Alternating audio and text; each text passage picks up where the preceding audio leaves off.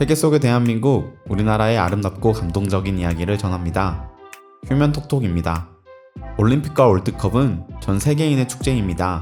몇 년 전 한국에서 개최된 평창 동계 패럴림픽에도 많은 사람들의 관심이 있었는데요. 오늘 소개해드릴 사연은 패럴림픽에 참여한 아이스하키 선수의 이야기입니다. 평창 선수단에서 발생한 불의의 사고가 자신의 인생 중에서 가장 기적과 같은 시간으로 변했다고 하는데요. 과연 그는 한국에서 무슨 일이 있었던 걸까요? 함께 사연 들어보도록 하겠습니다.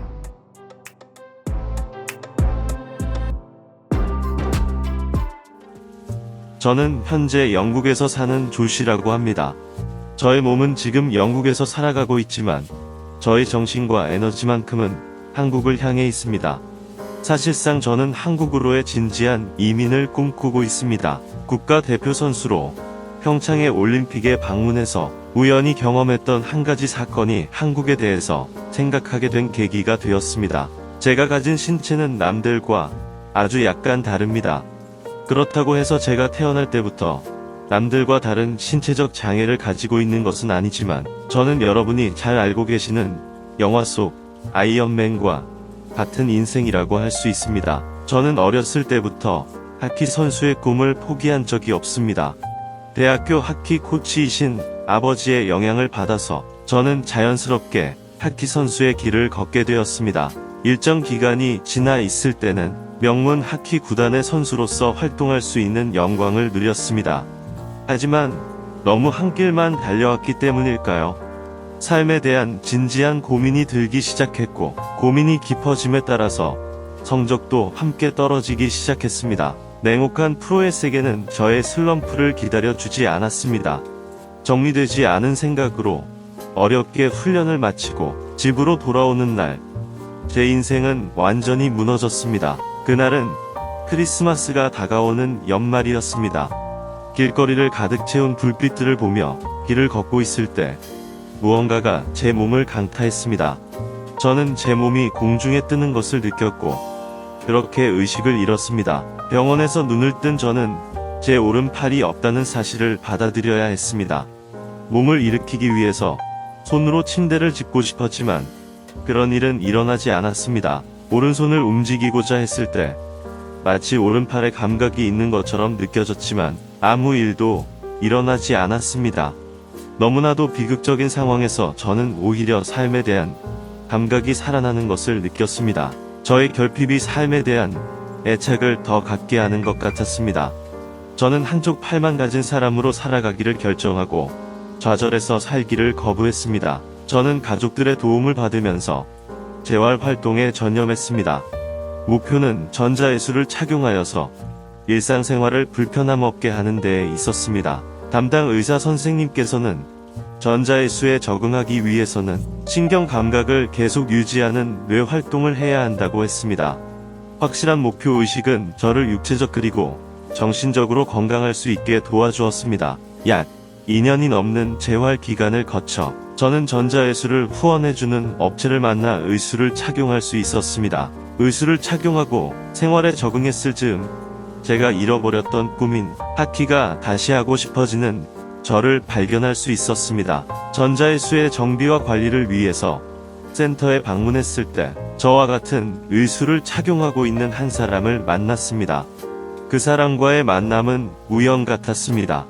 그는 국가대표 장애인 하키 선수단의 코치였습니다. 대화를 하던 중 그는 저에게 선수 생활을 다시 해볼 생각이 없냐며 제안해왔습니다. 제게는 이 제안을 거절할 이유가 없었습니다. 그렇게 제 두 번째 선수 생활이 시작되었습니다. 저는 삶의 목표를 찾았고 너무 행복했습니다. 그리고 평창에서 개최되는 패럴림픽을 목표로 팀을 만들어 갔습니다. 평창 선수촌에 도착해서 패럴림픽에 참여하면서 저와 같은, 아니 저보다 더 앞조건 속에서도 당당하게 살아가는 사람들을 보면서 제 마음에 뜨거운 무언가가 울리는 것을 느낄 수 있었습니다. 평창 패럴림픽은 몸이 불편한 선수들의 편의를 위한 시설이 여러 가지 있었습니다. 제가 비록 많은 나라를 다녀본 것은 아니지만 코치님의 말에 의하면 숙소와 식당 및 편의시설이 다른 나라와 비교했을 때 가장 좋다고 말씀하셨습니다. 평창의 선수 식당은 정말로 좋았습니다. 다양한 문화권의 음식이 제공되었고 무엇보다 맛이 좋았습니다. 선수들끼리 각기 다른 메뉴를 시키면서 올림픽을 누리고 있었습니다. 경기가 끝난 다음 날, 저는 점심으로 한식을 먹기 위해서 식당으로 내려갔습니다. 그리고 그날 저는 엄청난 위기를 맞이하게 되었습니다. 본격적인 음식이 나오기 전 물을 따르기 위해 의수로 물병을 집었는데 식탁에서는 아무런 일도 일어나지 않았습니다. 그것은 제가 의수를 착용하고 처음 있는 기계적 오류였습니다. 어제 경기 이후에 충전해야 했을 의수가 충전되지 않았던 것입니다. 당황하는 중에 음식이 나왔습니다. 음식을 가지러 갈 때 한 손으로 음식을 들기 위해서 애쓰고 있었습니다. 그때 한 직원분이 무슨 문제가 있는지 물어보셨습니다. 그 직원분은 중년 여성이었습니다. 그 한국인 어머니께서는 제 의수를 보더니 무슨 말씀을 하시며 그 의수에 문제가 있느냐고 묻는 듯한 제스처를 하셨습니다. 제가 그렇다고 대답하고 난 후 정말 놀라운 일이 발생했습니다. 그 어머니께서는 갑자기 제 자리까지 음식을 가져다 주신 후 제 옆에 앉아서 식사가 끝날 때까지 저를 도와주셨습니다. 왼손으로 먹지 못하는 음식은 직접 떠서 제 입에 넣어주기도 하셨습니다. 저는 어린아이가 된 기분을 느꼈지만 동시에 무기력한 상황에서 받는 도움으로 인해서 순간 눈물이 나기도 했습니다. 저는 영어로 감사하다는 단어를 반복했고 저는 한국인 어머님과 30분가량 함께 식사할 수 있었습니다. 그 큰 도움을 주시기 위해서 한치의 망설임도 없으셨던 어머님의 마음은 제 마음속에 깊은 흔적을 남겼습니다. 식사를 마쳤을 때 어머니는 정리도 직접 해주셨고 다음에도 도움이 필요하면 꼭 자기를 찾으라는 말씀을 남기고는 다시 돌아가셨습니다. 짧은 순간이었지만 제게는 기적 같은 시간이었습니다. 다음날 제 의수가 정상적으로 작동하는 것을 확인하고 저는 그 식당을 다시 찾았습니다. 그곳에서 어머님께 감사의 마음을 담아 영국 기념품을 나누어 드리고 사진도 찍었습니다. 어머님과의 식사는 제 인생에서 가장 긴 식사 시간이었고 또한 기적 같은 시간이었습니다. 이때의 추억은 제가 한국이라는 나라에 대해 조금 더 깊게 알게 해주는 원인이 되었고 그렇게 저는 전자의수를 가지고 한국에서 살아가기를 원하는 평범하고도 특별한 지금의 제가 된 것 같습니다. 아직도 그 식당과 한국인 어머님의 손길이 잊히지 않습니다. 한국의 식당에서는 단골들과 친밀하게 관계하는 많은 사장님과 어머님들이 계십니다. 젊은 사람들을 자기 자식처럼 챙기는 많은 어머님으로 인해서 많은 청년도 격려받고 있습니다.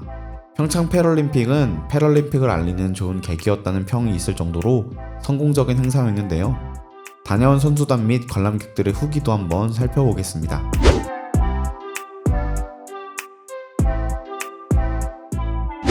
평창 패럴림픽의 가장 큰 문제는 아무런 문제가 없다는 것이었다. 남북 간의 어려운 정치적 상황이 있음에도 불구하고 평창은 그런 걱정거리 하나 없이 대화를 잘 준비했다. 장애인 선수로서 경기장을 꽉 채운 열기를 받아본 것은 평창이 처음이었다. 높은 수준의 문화를 보여준 한국 사람들께 감사드린다. 평창에서의 경기는 꿈만 같았다. 모든 스태프가 친절했고 경기장 및 숙소도 환상적이었다. 너무나도 아름답게 끝난 그 평창을 난 잊을 수가 없을 것이다.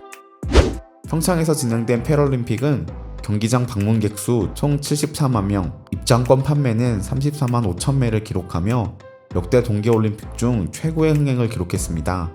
단지 행사만 성공적으로 한 것이 아니라 진심으로 많은 사람을 섬길 수 있었다는 것에서 같은 한국인으로서 자부심을 느끼게 되는 사연이었습니다. 시청해주셔서 감사합니다. 표면톡톡이었습니다.